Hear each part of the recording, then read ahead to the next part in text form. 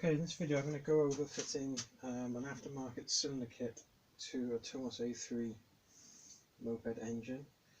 Now, there aren't any dedicated kits to the A3 on the market at the moment, so you'd have to choose either an A35 one or a newer A5 one. They will fit, but there are a couple of areas that you need to pay attention to before fitting. So, on the barrel. First important area to consider is the con rod. Stock A3 con rod uses a 10mm gudgeon pin or wrist pin with a matching bronze bush, but your aftermarket kit, because it's designed for an A35, has a 12mm wrist pin or gudgeon pin. Therefore, you can't fit the kit to a stock A3 con rod and small end bearing. The way around this is to fit one of these, which is a Poop Maxi small end bearing, which is a 14mm outside diameter, 12mm inside diameter. The crucial thing is it has the same outside diameter as the stock A3 small end bush, so it will fit the A3 con rod, but also will allow you to fit the large 12mm gudgeon pin. The next area that you need to look at are the transfer port openings in the actual cases themselves. The A35 air cell kit, that's pretty much a clone of the stock barrel in aluminium, will fit straight on here with, it'll line up pretty well, but some of the more performance oriented kits, you will need to open up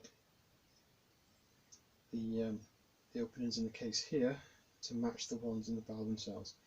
To give you an idea, these ones 21.5mm across, the stock ones are only 17.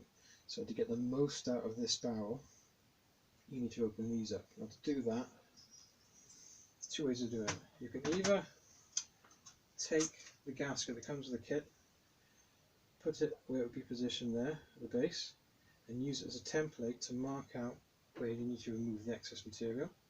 But you need to make sure that when you're using a Dremel or a die grinder to do that, nothing falls into the crankcase.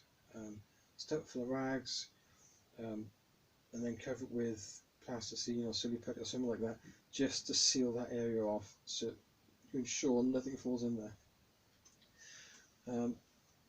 By far the safest way though is, if you are going to rebuild the engine, completely dismantle it, split the crankcase halves, and then insert each half into the actual barrel, and then compare this opening with that opening as you look at it kind of side on, and make sure you can match the two up.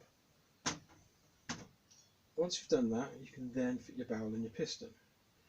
But there's a third stage you need to consider, is that the A3 inlet manifold will not fit an A35 barrel or any of the performance ones.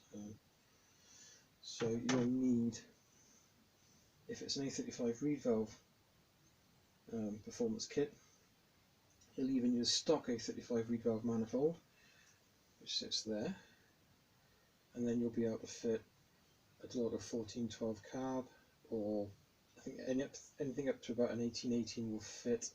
It is a tight fit though. If you're going to go for a big carb, I'd recommend using the longer intake manifold that puts the carburetor outside the frame. You can then go for like a bigger PHB carb or Mikuni, and that also makes swapping jets a lot easier than having it in the stock position here. Once you've done that, fit a decent exhaust.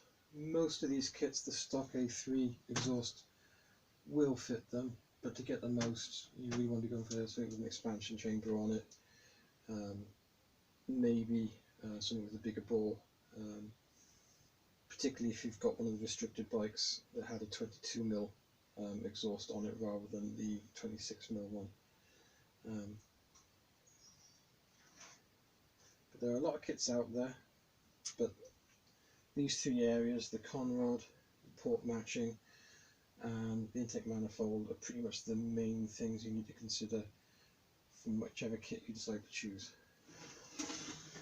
So, hope that's been helpful. Ride safe and thanks for watching.